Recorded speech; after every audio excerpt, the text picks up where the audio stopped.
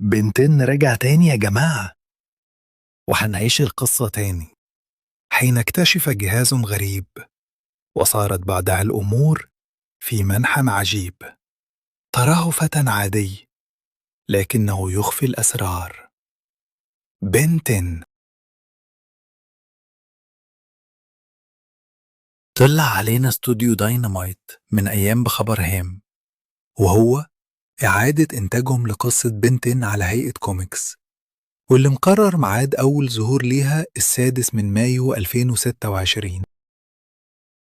القصة هتكون تحت إشراف جو كيسي، واحد من المبتكرين الأصليين للقصة بمساعدة عدد من المؤلفين والرسامين.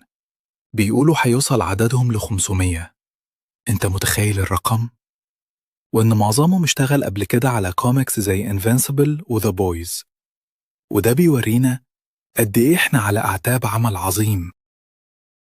طبعا القصة هتكون موجهة للكبار والبالغين مش للأطفال، ده غير الواقعية اللي زيادة في القصة عكس الكرتون بتاعنا، وده بيظهر في تصميم الشخصيات الأصلية من الصور المسربة لبنتين وجوين والجد ماكس. وبتشوف في صفحات الكوميكس اللي تم تسريبها البداية العادية للقصة.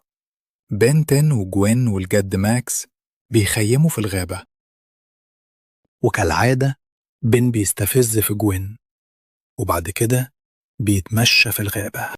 في الأثناء دي بتقتحم مركبة فضائية عليها ساعة الأومنيتريكس، غلافنا الجوي، عشان تستقر في النهاية في إيد بن. وحرفياً لو بصيت على تصميم الفضائيين الجديد وقارنته بشكلها القديم هتعرف ليه الكوميكس دي مش للأطفال. تعال نشوفهم ونقارن مع بعض. هنا هتلاقي ستينك فلاي واللي حرفياً أصبح أشبه بحشرة مرعبة. بص هنا على جراي ماتر واللي بقي شبه كائنات المريخ في الأفلام القديمة. هنا كانون بولت واللي هتحسه كائن مفترس ومرعب. بص هنا الدايموند هيد واللي تحس جسمه أضخم وأقوى. أما أبجريد فمش حاسس باختلاف كبير غير في شكل رجليه والإيد مثلا. أما إكسل آر 8 فتحسه حرفيا طالع من فيلم إيليين المرعب. أما هيت بلاست فتحسه حرفيا طالع من حمم بركانية. بص هنا الوايلد فاين تحسه نبات مفترس للبشر. هنا حبيبنا كلنا فور أرمز. بصراحة مفيش تعليق، اتفرج كده وانت هتحس بكامل القوة والهيبة في التصميم الجديد.